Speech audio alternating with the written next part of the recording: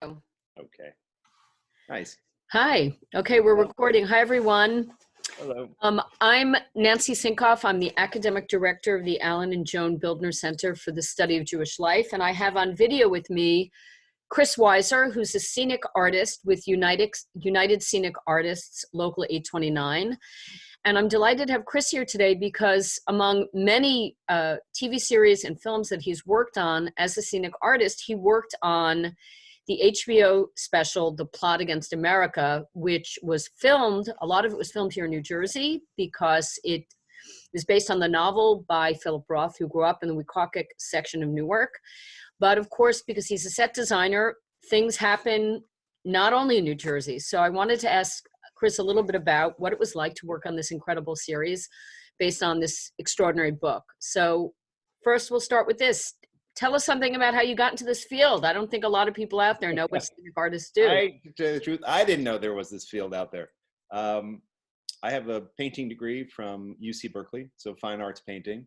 And after spending some of my 20s trying to figure out how to make a living as an artist, a friend of my brother's said, "Hey, I'm a scenic artist. You want to come check out what I do?" So sure enough, I went. And there were a lot of other artists just like me who had come to this business because you get to make a living using your paintbrush. And that's a lot of what we do. We really use, our skills as an artist, our background as artists, and make scenery. We paint scenery to look as it should look. Yeah. Do you work only for film and TV or also for plays and things like that? Our union also has plays. We do Broadway. So a lot of that is in the scenic shops. Hudson Scenic up in the Bronx is one of the big, they're one of the big scenic houses. And also the Metropolitan Opera is also our union as well. Oh, wow. So that's incredible, yeah. So there's that whole side of it, the theatrical side, but I mostly work on movies and television. So who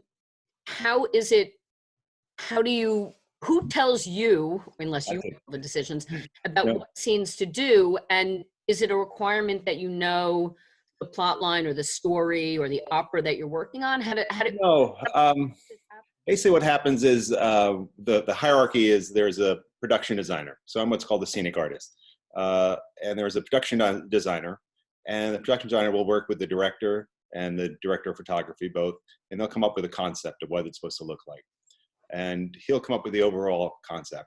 He'll then go to the art director. The art director will work on the blueprints and on the plans and how to physically make it on the budget and on the timeline that they have. That then gets implemented to the construction coordinator, who has the carpenters build it. The grips put it together. They're like the stagehands, and then the scenics. Oh, that's what a grip is. A grip is a stagehand. Like stagehand, yeah. So they move the scenery and put it together. Gotcha. So we're talking about three-dimensional scenery. I know a lot of people think of backdrops, but most of what we're doing is hard scenery. So we're building an interior of an apartment. We're building a storefront. We're building something that can either go on location or go on a soundstage. And then the scenics come in. We paint things. So we do everything from make something look like an old plaster wall, to make something look like marble, make something look like a wood grain, make something look like it's been distressed, something should look like it's brand new.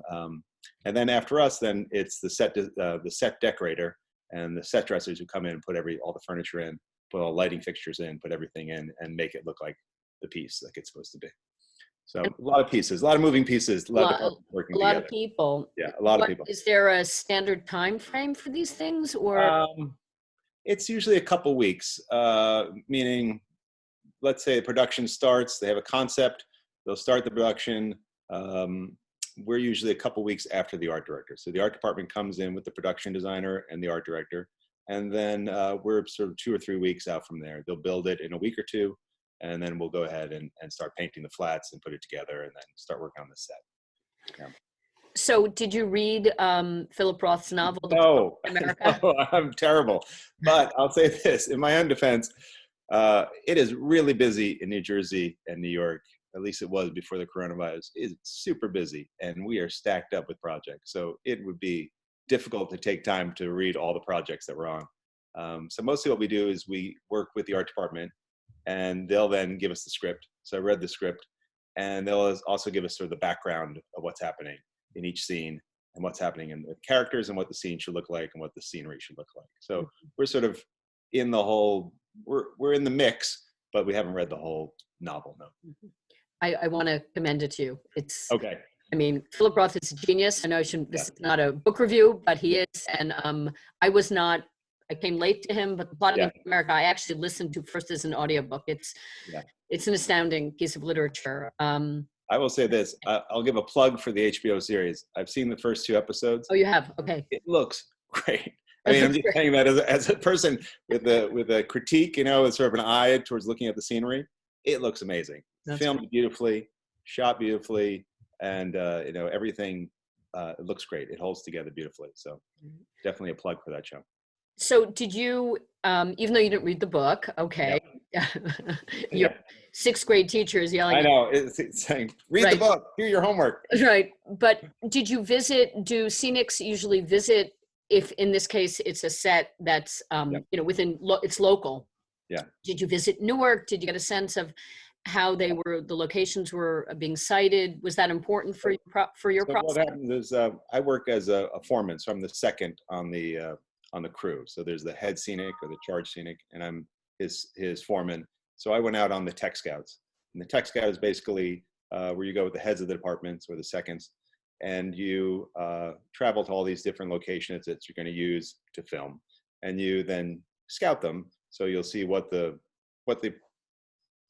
location looks like, what works needs to be done there, and you'll get a sense of what it is. And mostly what we're looking for a period piece is buildings that have good architectural bones. So buildings that sort of look like, with a little bit of work, we could actually kind of transform this back to 1940. We'll have to maybe cover a sign, we'll have to cover maybe a facade of a building that is non-period. We might have to paint some stuff back. Obviously, you have to remove the cars. Obviously, you have to get the people off the street. But I'm on the construction side of things. So before the film crew actually shows up, this is all the work that needs to get done. And New Jersey has a lot of good bones. Patterson is amazing. Newark, amazing. Jersey City, amazing. Has these facades, which with some work over a couple of days, it can transform back to 1940. It has the bones, definitely, for sure. Right. So you had to do the interior of the Newsreel Theater. Tell us about that, and about the Levins and I guess the Finkel's apartments. How did you do that? So what we did is, Newsreel was an interesting part. What we did was the exterior of the Newsreel Theater is a old theater in Elizabeth, New Jersey, right in downtown.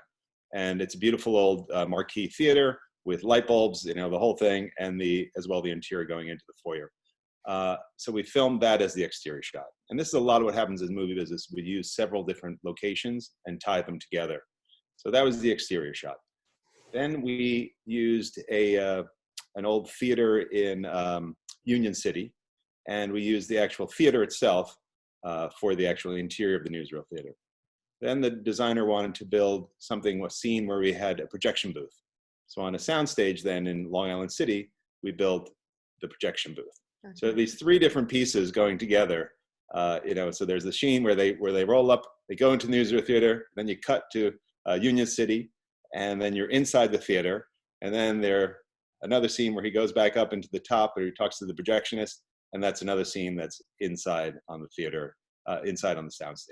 So there are these 3 different pieces all going together, and they should look really seamlessly together. Yeah. So the continuity issues in film, where someone's checking to make sure the person enters the door at the right time, even though the colors. For us as a scenic artist, is the color the same? Is the aging the same? Does it hold together? Does it flow together? So does that mean that you see the daily? I mean, what happens to what degree do you as a scenic get to say to maybe the director or the executive producer, you know what, you got to reshoot that because the colors are, or do you not have any say once the set is done? It's pretty much, that'll be a designer call or an art director call in terms of, the color was wrong or something's not quite right. But our job is my job on this project particularly was to go out and to swatch the color. So I went to inside the Newsreel Theater in Union City and said, okay, what's the wall color here? Then got to bring that back and tell the guys who are building the set on the soundstage, it's this color with a little bit of age. It's got some nicotine. It's been there for about 40 years. It's got some knocks and some dings. It's been lived in. Here's the level. And so this was all sort of the, that idea of you're trying to translate for your crew. This is what the feel is. This is what the look is that they're going for. This is what's existing. Here's the scope of the work that we're trying to do. Mm-hmm. It's I'd say one of the hardest parts is anyone who's ever repainted something is trying to swatch a color. Is trying to pick like, oh, it's just a little bit warmer. It's just a little cooler. It's just a little more aged. It's just a little different. And trying to take out your swatch book and then swatch the color so it matches the same. Yeah. No, it's it's a different skill set. Right, but you're an artist. I mean, this is what artists. You're an artist, exactly. So you're very intuitive with color. Right. So you use that and then try to take that into the skill set of like, okay, how do I translate that now to, I need to tell 15 guys who are working on a set somewhere in Long Island City, here's the color. This is what it looks like. It's a little bit warmer, maybe a pinch of raw umber, maybe a little peach in it, maybe this, maybe that. And we have all these phrases, which in our world makes sense. Right. Of course it makes sense. No, every profession has its inner language. So was there anything different about working on this series than other things you've done? Or it was, it sounds like fascinating, but a job like your other jobs, the fact that it was local, I'd say local climate. Did people talk about the novel, even if you didn't read it? Yeah. People definitely talked about the novel and definitely, how well it holds up. And, I would say it really, in our time, it really still does ring true. It really does ring bell. Right. The other thing I'd say is this was really one of our first jobs that we worked heavily in New Jersey, because New Jersey has a tax credit, like New York's had a tax credit for a long time. So production comes and it's a certain budget. They will have a tax credit of 40% towards, I guess, to be redeemed, in their budget. So New Jersey has now taken on that tax credit as well. Yeah, it's been great for Jersey. Yeah, so Jersey's been amazing. So we had a lot of work over there. The other surprising fact I'll tell you is we were in Paterson, in downtown Paterson. We shot, there's a bus scene where the two boys go. This was, I think, in the second episode. The first episode, the boys get on the bus and they follow a stranger on the bus. Right. So the bus pulls up and the two boys go on. That's downtown Paterson. And we did some things in terms of changing storefronts and painting out the yellow line down the middle of the street, whatever, to make it more period. The people in Paterson were laughing. It's like, that West Side Story was just here right before you, right? Oh, no, I'm sorry. The show called The Hunt was, or The Hunters. Right. Hunters, there's Al Pacino. They were there right before us, and West Side Story was coming in right after us. Right. So the three productions were using the same exact spot, right in downtown. It's got a great shot. You can get a great running shot. The bus pulls up and goes down the street, and there's a lot of really good facades there. With just a little bit of changes, they can really go back to a different time. So if you watch enough movies, you can see. Yeah. You feel like I've seen that house before, but that's. And great. I will say, the location people do, they have to recycle. They find someone who says, "Oh, great, sure, you can use my house," and they'll use the spot over and over again. Right.